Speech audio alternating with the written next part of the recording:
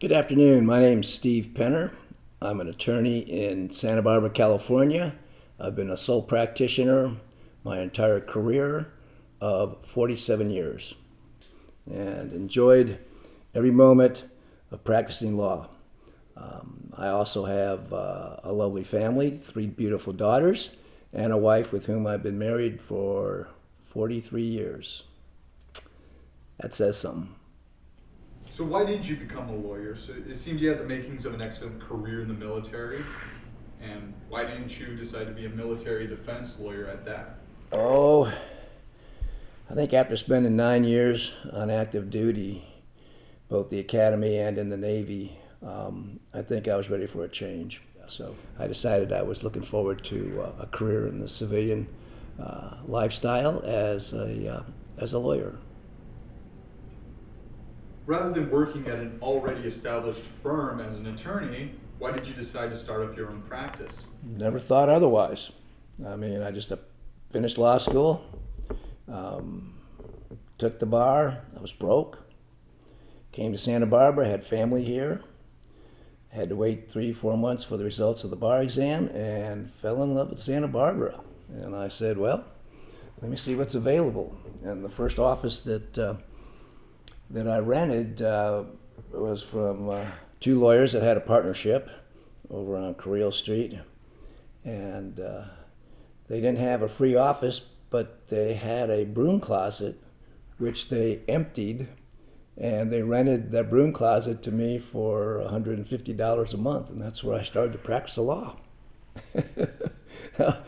the The unique thing about this particular office, the broom closet as I call it, was that it had a back door, and so that was always kind of interesting because clients would come in and they would say, "Well, now why do you have a back door behind your desk?" And then that usually brought forth an interesting explanation and some laughs with the client. But I was confident that I could make a go of it, and that was 47 years ago. Does your history of being in the service have any part in your role as an attorney in starting your own practice? It does. Probably more so my experience at the United States Naval Academy, where I spent 4 years getting my college education. You've got to really put in hard work and stay with the project and don't give up until the job's done. And I think that's the most important thing. And I learned that at the Naval Academy. Now, of course, it carried over into the Navy itself, and with the experience I had in the Navy, especially over in Vietnam. And over in Vietnam, I mean, sometimes you were getting as little as 1 or 2 hours of sleep a night because we were doing these raids against the coast of North Vietnam during the night, and then during the day, naval gunfire support. And then maybe the following night, we would do the beach cleanup. And so it was just all about making sure you get the job done and get it done right. What are a couple of moments or decisions in your service in Vietnam that you are most proud of? Couple of moments. Let's see. When I was serving in Vietnam, I was aboard a ship, a Navy destroyer, an all-gun Navy destroyer with three 5-inch 54 mounts. We had quite a bit of firepower, and we had 3 missions when we were over in Vietnam. One mission was naval gunfire support during the day. Another mission we had was doing midnight raids against the coast in North Vietnam. And then a third mission was at night, if we were down south, we would do what I call beach cleanup, which we were the only ship over there that had a FLIR laser. That's a forward-looking infrared capability to be able to see movement on the beach on a TV screen. We were the only ship over there that had that capability. I suppose one of the moments that I really recall is the raids against North Vietnam. We probably did about 10 or 12 of those raids. Someone said we did closer to 20, but I remember about 10 or 12 of them, and this would be in the middle of the night where we would with another ship or two, do a high-speed zigzag course towards the shores of North Vietnam and have designated targets to take out once we got within about 2 miles of shore. We would make the approach at about 30 knots and then slow down to about 2 or 3, pull a broadside and have a loose column of 2 or 3 ships and then take out designated targets. And then our ship, since we had the highest firepower, we would be left behind while the other ships hightailed it out of there. We would be responsible for covering their retreat. And we would usually do about a 180-degree turn and then put the guns under my control. And I would take out certain CD sites, to cover the retreat of the other 2 ships. And once they were out of danger, well, then we'd go ahead and hightail it out of there, high-speed zigzag course to get away from enemy fire. On most of these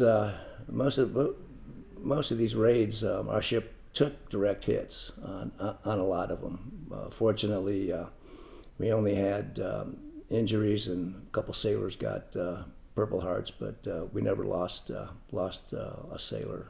I've been told that there was a moment when you did not exactly follow your orders to shoot to kill. Can you tell us what happened and why?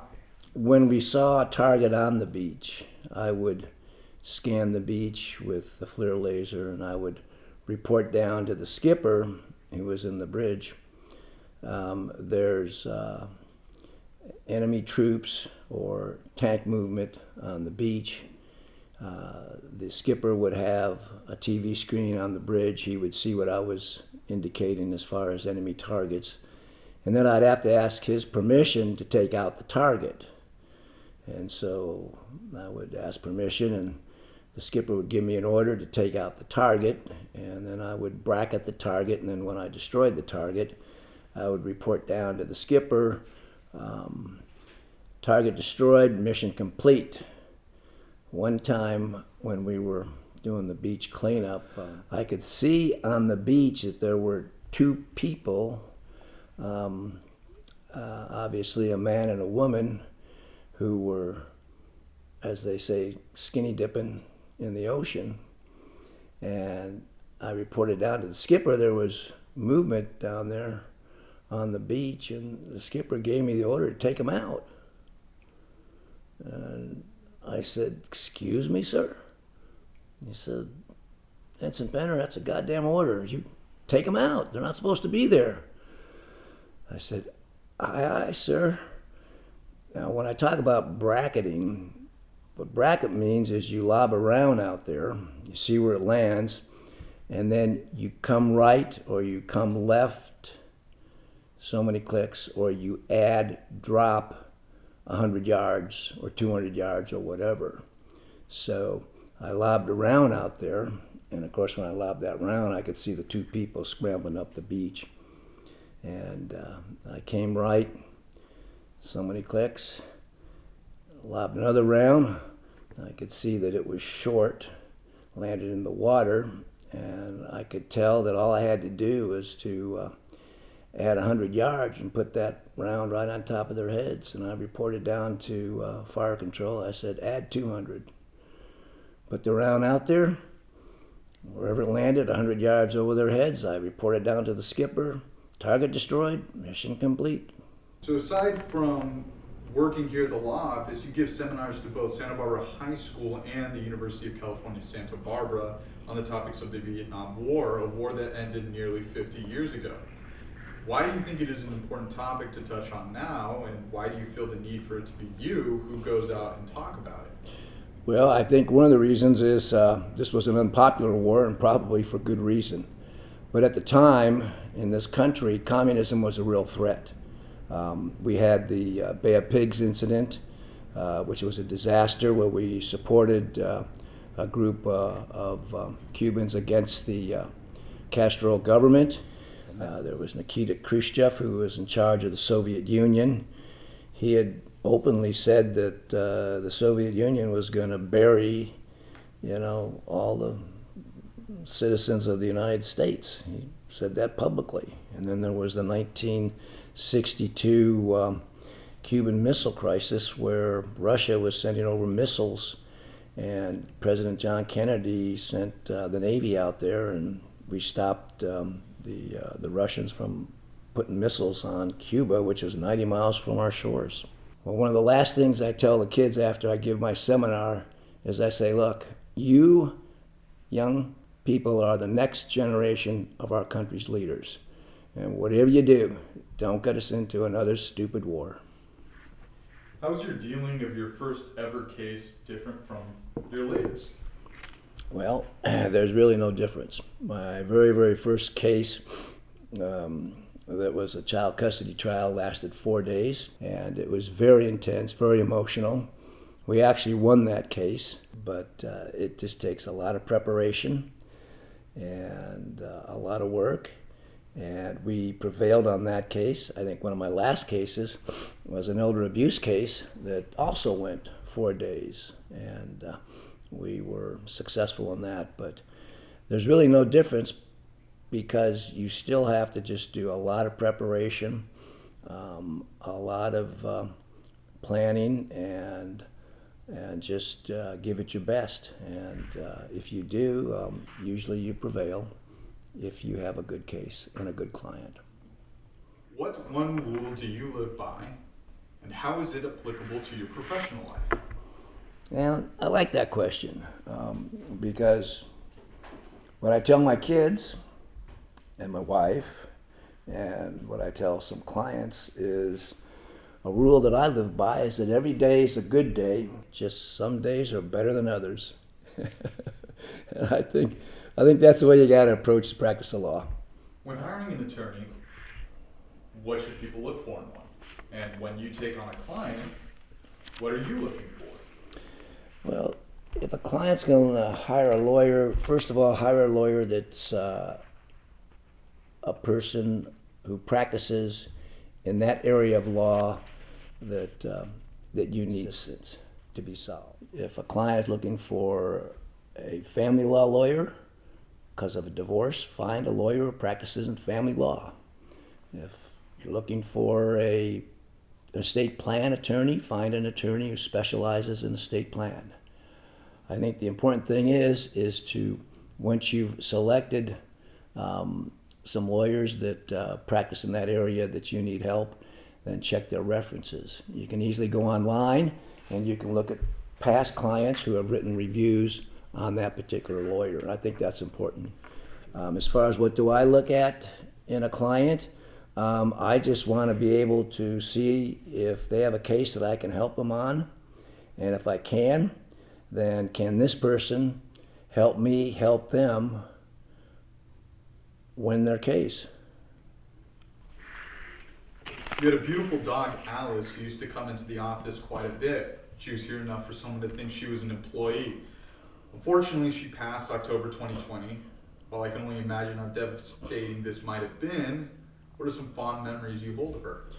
Well, she was a loyal employee, as most dogs are loyal companions. She still, as a matter of fact, has her name on the office nameplate here in the office building. But I think what I miss about Alice is that she had a way of really comforting clients. Clients would come in, divorce clients, criminal clients at the time would come in with some real concerns, and she had a way of comforting them and making them feel like we could help them out. Alice was very, very good about sitting down, letting them pet her. One incident I remember, it was a young man who I interviewed for a divorce, and then he just sort of dropped off the face of the earth. He came back 3 years later, and he said, I'd like to do my divorce now. And he said, and I've already paid you. And I said, you're probably going to have to pay again. And he wasn't too happy about that. And so I kind of started to lecture him.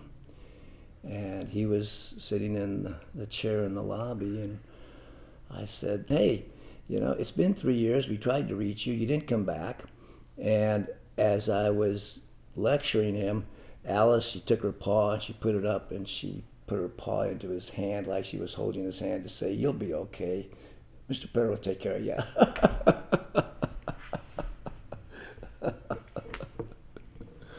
So that's the Alice story. So when you're not at work, what do you do in your recreation time? Well, I have a beautiful family, a wife who I've been married to for 43 years, 3 lovely daughters. 2 of them have husbands, and we have grandchildren. And my wife and I like to travel and visit with the grandkids. One daughter, the middle daughter, lives in Australia with her husband. They have a 14-year-old grandson and a 10-year-old granddaughter. Oldest daughter lives with her husband in Sweden, and they have a 4-year-old grandson. So my wife and I are pretty busy flying on opposite sides of the planet to visit grandkids. As far as hobbies, I'm really into equestrian sports. I started out doing Western riding, gymkhana events and activities. Then I got into polo. Then after that, I got into show jumping, 3-day eventing, and now I just ride with an English riding club, and it's more of a social event, but it's just a lot of fun. I really enjoy horses. So going a little further on the equestrian aspect, you seem to love horse riding, seeing as you have many art pieces of jockeys and their horses throughout the office.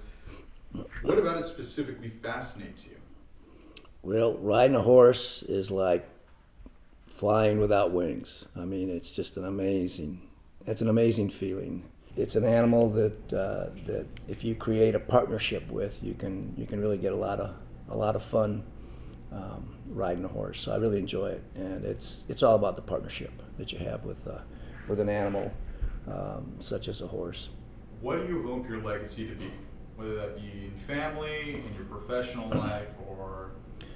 Well, in my professional life as a lawyer, I want my associate Jeremy Purves to carry on with the firm of Penner Purves, with the respect and admiration that we've been able to build over the years. In my personal life, I think my children are my legacy. Can you tell us 3 of the things or accomplishments that are the most meaningful to you in your legal career? One of them was a criminal trial that lasted about 2.5 weeks. And I remember this was before 3 strikes, the 3 strikes rule in California. And my client, though, he was on his 3rd armed robbery, and he had already been to prison twice. He was looking at armed robbery. He got $60 from a floral shop, and had a gun and used that, and so he was looking at, with enhancements at that time, about 15 years in prison, and we went ahead and took that case to trial. Trial lasted about 2.5 weeks, and about 2 weeks into the trial, when we were preparing for the next day's activities, and I was in my office about 9:30, 10 o'clock at night talking to Mark. All of a sudden, and Mark was this really big kind of husky guy, red hair, freckles, prison tattoos all over his body. He just broke down and started crying. I said, "Gee, Mark," I said, "You okay, man?" And he just looked at me and tears in his eyes, and he said, "Steve," he said, "this is the first time in my life anybody went to bat for me." And that was interesting. Almost brings tears to my eyes. Another client of mine, and what I really enjoy about the work is I had a client that was a lovely lady. Her husband had recently died. He passed away when both of them were rather young. I think they were in their 50s. And so she was a single woman, and she had adult children, and I helped her with her estate plan, and from there it just led to other work. These were clients that we don't just do the case and say goodbye, we stay in touch with them. We send out Christmas cards, at least we used to. And we try to maintain communication with past clients, and we did with this client. And she called us back because one of her daughters was was single, had a child, a young boy, and the boy wasn't being taken care of, and so my client came back to me, and we did a guardianship, and so she got guardianship of her grandson. He came down from they were living up around Portland area in Oregon, and she went up there, got her grandson, got the guardianship, put him into school here, and pretty much every now and then she'd bring him by to say hello, and over the years we would make amendments and changes to her estate plan. Yeah, now the client has come back with her daughter, and we're helping them out again, trying to help them with family business, and both of them with amendments and changes to their estate plan. And then another thing I'm kind of proud of is in Santa Barbara we have what's called Veterans Court, and I was actually one of the first lawyers to run one of my veteran clients, military vet clients, through the program when it first started. And this was a guy that was suffering from PTSD. He had served a combat tour in Iraq, and he came to me.